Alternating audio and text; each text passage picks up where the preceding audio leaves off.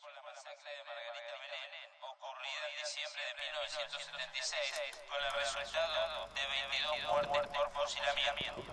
Hoy se juzga a algunos de los ejecutores de la masacre de Margarita Belén por un hecho planificado, direccionado, un operativo conjunto del ejército y la policía con complicidad de autoridades civiles y de la justicia federal. Margarita Belén fue uno de los peores crímenes que han cometido. Yo creo que fue muy bien organizado porque acá en la masacre de Margarita Belén asesinaron y desaparecieron a los mejores dirigentes del nordeste argentino. Creemos que hoy comienza a romperse el cerco de impunidad, pero falta mucho para que podamos decir aún si fueran condenados que acá se hace justicia. Nos falta conocer la totalidad de las víctimas, la totalidad de las personas responsables, cómplices y por supuesto el destino final de quienes hoy permanecen como desaparecidos, que en realidad es el dolor más grande que nos queda. El 4 de junio de 2010 se reunieron aquí en este lugar exdetenidos, familiares y agrupaciones de derechos humanos. 33 años, 5 meses y un día después de la masacre de Margarita Belén, tribunales civiles y democráticos darían inicio al largo camino por la memoria, la verdad y la justicia. Comienzan a desarrollarse los juicios por la verdad. Los juicios que pretendían sacar a la luz todos los ilícitos y las irregularidades y la corrupción que primaba también en las funciones, en las gestiones de gobierno. Cuando comienza a develarse todo esto, se mueve socialmente un complejo de familiares con simpatizantes, con militantes, con interesados. Fue notable la solidaridad, no solo del familiar, que en mayor o menor medida terminaba afectado por esto, sino también de una sociedad que consigue liberarse y respira con profundidad el aire de libertad, de una libertad que todavía no se había conseguido del todo, pero sí de la protección que un gobierno, ahora un gobierno legal y legítimo, brindaba a un pueblo herido, atemorizado y silenciado también. Ese silencio comenzó a desaparecer. Surgen nuevos y novedosos movimientos sociales. Las madres de Plaza de Mayo, complementadas poco después por los hijos, por la verdad, a los que se sumaron movimientos sociales de partidos políticos, de centros comunitarios, de distinto tipo, van fortaleciendo a este esfuerzo que se va produciendo en busca de una verdad que todavía no se había conseguido lograr.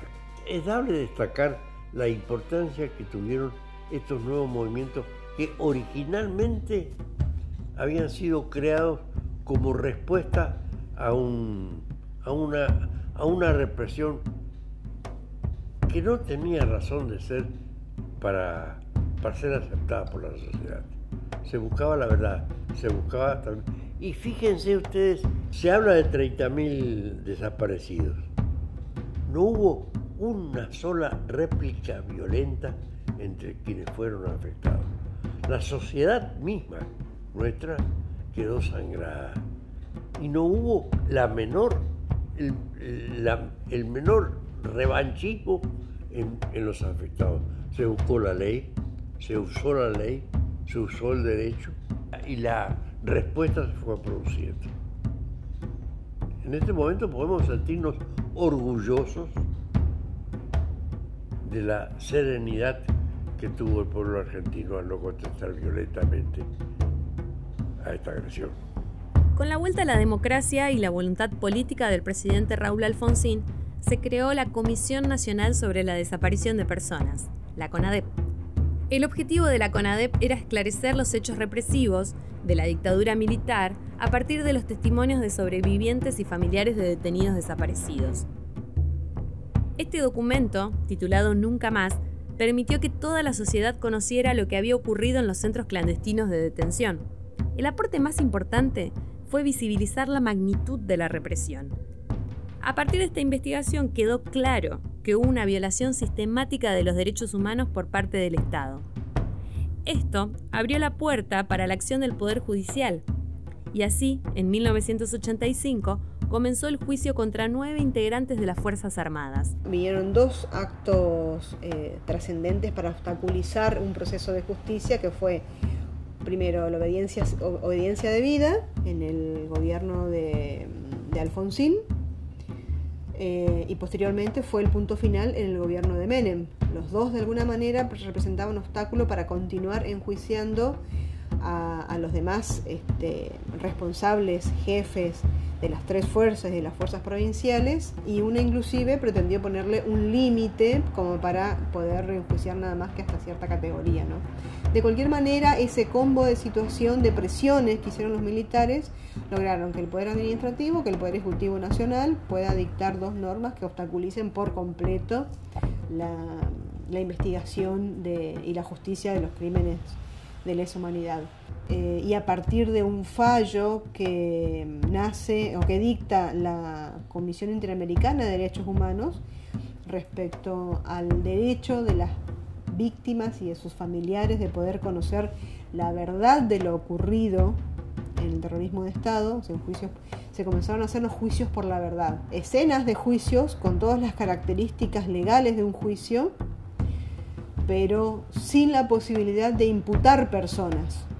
Entonces allí actuó la justicia, estuvo presidida por jueces federales, abogados que hacían a su vez de abogados querellantes, las víctimas que se presentaban y que podían ir contando, relatando los procesos de torturas, de detenciones que habían sufrido. Aquí en Chaco teníamos un hecho paradigmático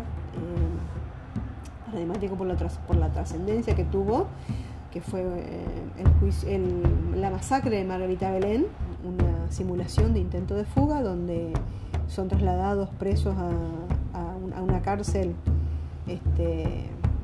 de Formosa, una excusa, digamos, de traslado a la cárcel de Formosa, y a mitad de camino, a la altura de Margarita Belén, los detienen, que ya venían todos golpeados, torturados y casi moribundos, y lo terminan de matar y arman un escenario como que un grupo de compañeros militantes de Montoneros y otras fuerzas pudieron ir, en teoría, iban al rescate de ellos parando el Unimog donde los trasladaban, y ahí en teoría hubo un enfrentamiento y bueno, murieron, digamos. Del grupo que eran trasladados, 4 estaban desaparecidos hasta hace unos años atrás.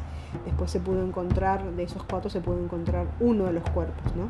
Los mismos detenidos, ex detenidos políticos, a través de sus diferentes formas de agrupación que tenían, las asociaciones de presos políticos, grupos de familiares y demás, se presentan como querellantes a la justicia federal local, a la justicia federal de la Ciudad de Resistencia, hacen la denuncia y comienza entonces una investigación por cada uno de los hechos, por cada una de las denuncias, por cada una de estos testimonios que venían a contar lo que había sucedido. La estrategia fue de alguna manera concentrar las denuncias en lo que hacía Margarita Belén, y después otro carril, digamos así, de investigación tenía que ver con las detenciones y los tormentos y privaciones ocurridas en lo que fue la Brigada de Investigaciones, un centro clandestino de detención, que era una comisaría, digamos, una dependencia de investigaciones de la Policía del Chaco. De alguna manera, esa investigación de la Cámara de Diputados, que concluyó que fue una masacre y que no fue un intento de fuga, fue la primer base probatoria, de alguna manera, y la primera reconstrucción histórica de este hecho de la masacre de Margarita Belén. Prueba en términos de juicio, pero además prueban en términos de poder mantener desde el 83 hasta el 2000 y pico que llegamos a los juicios. Eso fue un elemento para mantener viva la memoria de lo que fue la masacre.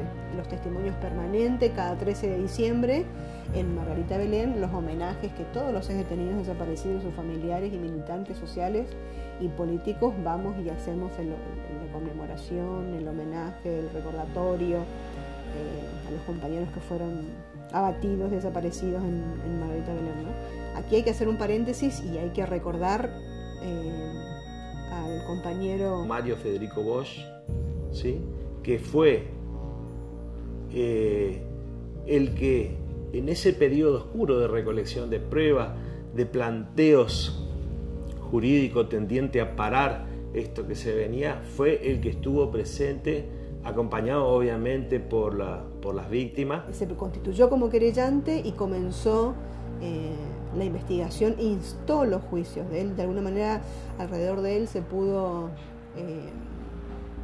armar un dispositivo de testimonios.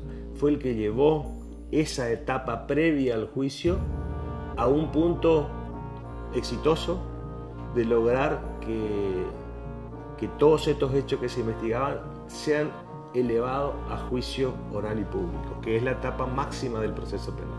Además pudo aglutinar, ¿sabes qué creo yo?, la creencia en los testigos de que iban a ser escuchados y que iban a ser acompañados.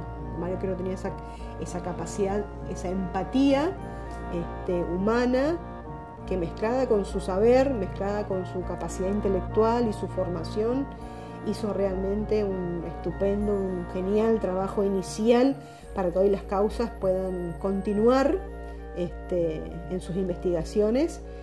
Yo creo que fue el que le dio la mayor fortaleza en el ámbito de los testigos y en el ámbito, digo yo, no como función del Poder Judicial, sino como abogado querellante, ¿no? Como abogado que acompañó a los principales interesados que eran las víctimas.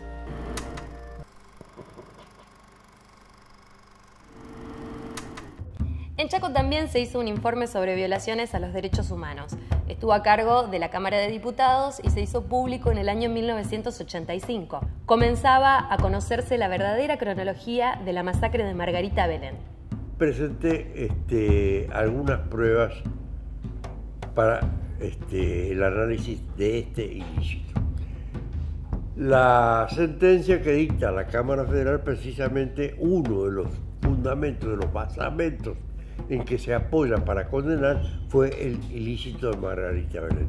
Y a raíz precisamente de esto es que se desarrollan no solo la investigación que hizo acá la Cámara de Diputados, sino también el procesamiento de algunos militares que formaban parte de ese hecho. La sentencia del juicio que se desarrolló en Resistencia contra los militares terminó con la ratificación, la confirmación en segunda instancia. Y ahora se está desarrollando el juicio o los juicios sobre el resto del personal que en alguna medida está complicado en el ilícito. En este panorama, en 1986, Raúl Alfonsín promulgó la Ley de Punto Final, que paralizaba todos los procesos judiciales contra los militares denunciados después de diciembre de 1983. A esto se sumó en 1987 la Ley de Obediencia Debida, que despenalizaba a varios funcionarios subalternos por estar obligados a cumplir las órdenes de sus superiores. Brutal que significó a este crecimiento que se estaba dando en nuestra sociedad. Silencia, atemoriza de nuevo y genera nuevos temores por la actitud de un gobierno que, si bien mantenía la legalidad, había perdido gran parte de la legitimidad que lo llevó a la función de gobierno. Entra otra etapa curiosa también en nuestra curiosa historia nacional. 3 elecciones nacionales ganó Menem. Creo que nadie le hizo tan mal a la industria nacional, a la clase obrera nacional y al ama de casa nacional como Menem. En 1989, Carlos Menem llega al poder apelando a los postulados históricos del peronismo. Pero una vez en el gobierno, toma un rumbo diametralmente opuesto al proclamado en la campaña. El liberalismo económico se entroniza como modelo de un gobierno peronista. Carlos Menem comienza a desmantelar el modelo de Estado que su mismo partido había construido en los años 40. Y en este momento Estamos en el baile, estamos en el ojo de la tormenta. El gobierno de Menem privatizó industria nacional, quebró la industria local, provocó un aumento del desempleo y peor aún todavía terminó dictando el indulto. Afortunadamente los indultos fueron después derogados y siguió el procesamiento y el cumplimiento de las penas aplicadas a estos sectores antipatía. Otro retroceso de la justicia en democracia fue en el año 1990, cuando el presidente Carlos Menem indulta a las máximas autoridades de la Junta Militar. En el caso de Margarita Belén se vieron beneficiados el teniente general Leopoldo Fortunato Galtieri, Cristino Nicolaides y el comisario general Wenceslao Ceniquén.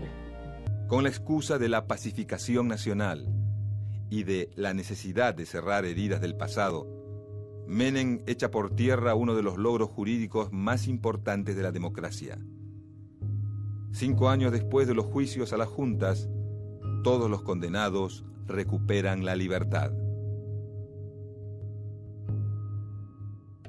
Una década después del decreto menemista, el Centro de Estudios Legales y Sociales se presentó como querellante, formalmente, ante el Juzgado Federal de Resistencia. Comienzan así los juicios por la verdad. Fines de la década del 90, principios de los años 2000, en la histórica lucha de las víctimas, de los movimientos de derechos humanos, de las agrupaciones políticas que apoyaron ese proceso, en torno a lograr avanzar con el descubrimiento de la verdad real, que era lo que había sucedido con las víctimas. Esencialmente procuraba saber el paradero general, el paradero de las personas que habían sufrido la represión, cuáles habían sido los hechos que le dieron contexto a su calvario, a su sufrimiento, y representaron un avance importante en todo el derrotero que fue llevar a los responsables de la represión a juicio. Tenían una limitación aquellos juicios. A la vez que buscaban conocer la verdad, recabando los testimonios de las víctimas y de testigos, tenían el freno de no poder llegar a avanzar en una imputación, es decir, lograr tener un imputado, un acusado de la comisión de esos crímenes, porque estaba en vigencia una legislación que había sido sancionada en democracia, llamemos las leyes de obediencia debida y punto final.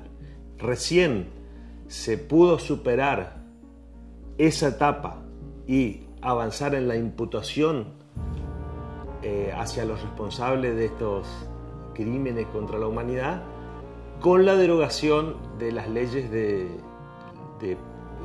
obediencia debida y punto final, que se produce recién con la asunción al poder de Néstor Kirchner. Nosotros todo el desarrollo del juicio de Margarita Belén tuvimos enfrente a unos imputados que estaban orgullosos de lo que habían hecho. Así que para ellos la comprensión de la ilegalidad yo creo que no llegó nunca.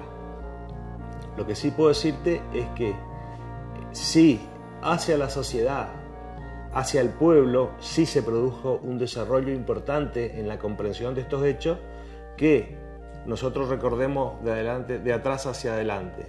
La dictadura se va con un decreto ley firmado por el último presidente de facto que les otorgaba la amnistía por los hechos que habían cometido, ¿sí?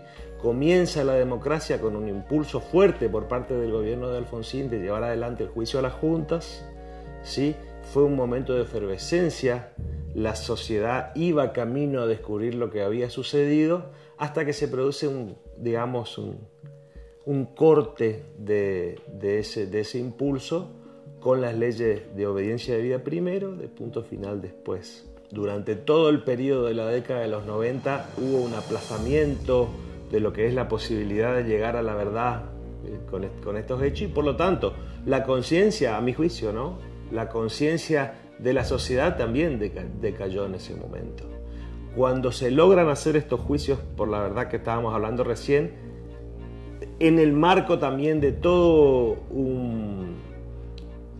una situación de que jamás, ni un solo día de los transcurridos desde la tragedia del periodo militar, los sobrevivientes, los organismos de derechos humanos, como te decía hoy, las agrupaciones políticas que siempre levantaron estas banderas, jamás se entregaron, jamás cesaron en la lucha, ni en las peores de las condiciones. ¿Entendés? Entonces, eso significó el haber mantenido la verdad viva, ¿viste? Nosotros, independientemente de las personas que hayan cometido los hechos, tenemos que someterlo a juicio, ¿sí? Y fue con ese criterio que, tras ese momento histórico que todos lo vivimos con lágrimas a veces en los ojos, ¿no? Cuando se bajan los cuadros y cuando se derogan aquellas leyes, nosotros vemos por primera vez la posibilidad de que el Código Penal y de que los tratados internacionales también sean aplicados a estas personas que claramente violaron la ley. Empiezan a producirse la posibilidad, estaban libres estas personas, ¿sí? De comenzar a dictarse las órdenes de detención, a sustanciarse la etapa de instrucción en los juicios que terminaron después siendo en los tribunales orales federales de lesa humanidad. Y esa es una etapa que por ahí se conoce poco, porque fue una etapa gris de buscar documentación.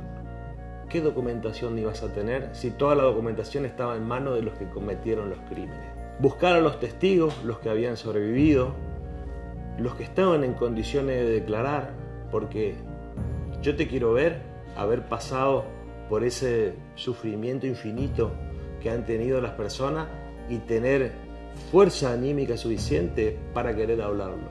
Pero no para decirlo una vez, sino para decirlo una vez, 2, 3, 5, 10, todas las que fuesen necesarias. Y revivir aquel calvario todas las veces que sea necesario, con tal de que se haga justicia, ¿viste? Una parte importante de la justicia tiene un tinte conservador, ¿sí? Que entre el statu quo y el progreso muchas veces elige permanecer como está. Quizás porque fueron designados en aquella época oscura, quizás porque guardan simpatía, quizás porque no quieren comprometerse.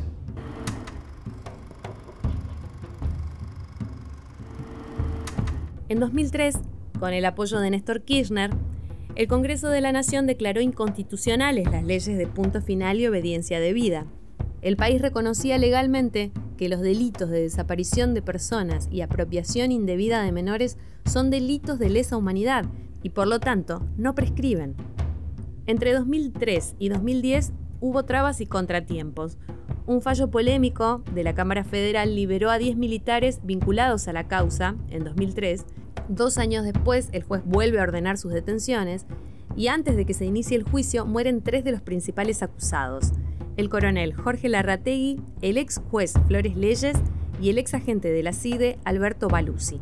Uno de los obstáculos que se presentaron para poder hacer un proceso judicial completo con todos los imputados era justamente las situaciones o la condición de prófugo que tenían o que tienen inclusive, porque hay muchos prófugos todavía que no se los encuentran, ¿no?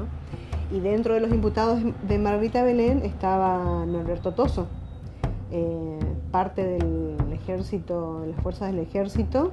Cuando comenzaron las denuncias y las imputaciones, este hombre estaba en el exterior, se lo encuentra en Brasil y por suerte, decía yo, teníamos 2 condiciones: que haya convenio de extradición con Brasil y que además Brasil considere el delito de desaparición forzada de personas imprescriptible. Argentina, sin embargo, acorde con toda una normativa internacional de declarar imprescriptibles los delitos de lesa humanidad, los crímenes de Estado, estos crímenes contra la humanidad, pudo traérselo a Toso y ser juzgado y además ser condenado. Toso es el que en algún momento le dice en una conversación que pudo tener con familiares de uno de los desaparecidos, una de las personas que todavía está desaparecida de la causa Margarita, que es Fernando Pierola, le dice a alguno de sus hermanos que lo buscan aún, no los busquen más porque los tiramos al río. Se encuentran en el cementerio de Empedrado tumbas de nenes que coincidían con las características de la época.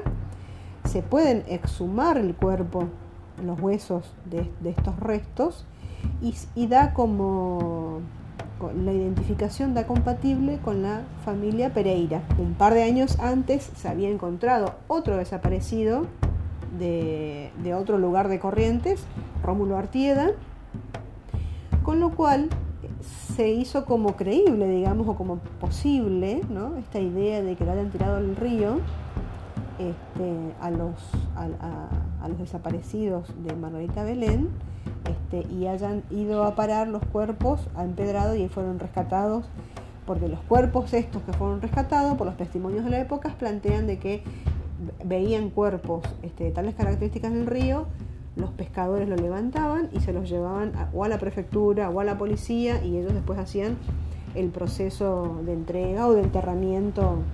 Se cree, se presume que podría haber más cuerpos en el cementerio de Empedrado. Hasta ahora fueron encontrados 2, pero estamos en un proceso de exhumación de otros espacios donde posiblemente podría haber tumbas en Empedrado. Este proceso de exhumación lo hace el EAF, el equipo argentino de antropología forense. Rescatar, recuperar restos óseos básicamente, o lugares de enterramientos, o lugares que fueron centros clandestinos de detención, y aportan de manera científica, de manera técnica, elementos para poder descubrir de alguna manera la veracidad de los hechos y aportar no solamente a la historia, sino aportar a la identidad de las personas desaparecidas, porque creo que si hay un delito que no cierra las heridas es la desaparición forzada de persona. Mientras no se encuentre el cuerpo del desaparecido o de la desaparecida, esa familia y de alguna manera la sociedad no puede terminar de cerrar ese dolor, y hasta que no pueda darle una sepultura y una identidad y saber que esos restos, esos huesos pertenecen a tal persona. Creo que el EAF también merece un apartado particular para agradecer de alguna manera cómo aportan a través de la ciencia elementos para dilucidar cuestiones, para contar la historia de cómo sucedieron y para reintegrar o retribuir de alguna manera la identidad de los desaparecidos. Se atravesaron muchos obstáculos para llegar a los juicios, pero la militancia de las agrupaciones de derechos humanos y de profesionales comprometidos con la justicia hizo posible llevar al banquillo de los acusados a muchos de los responsables. Queremos saber dónde están. Nos han quitado lo más preciado que puede tener una madre, o su hijo. Angustia porque no sabemos si están enfermos, si tienen frío, si tienen hambre. No sabemos nada. Y desesperación, Señor, porque ya no sabemos a quién recurrir.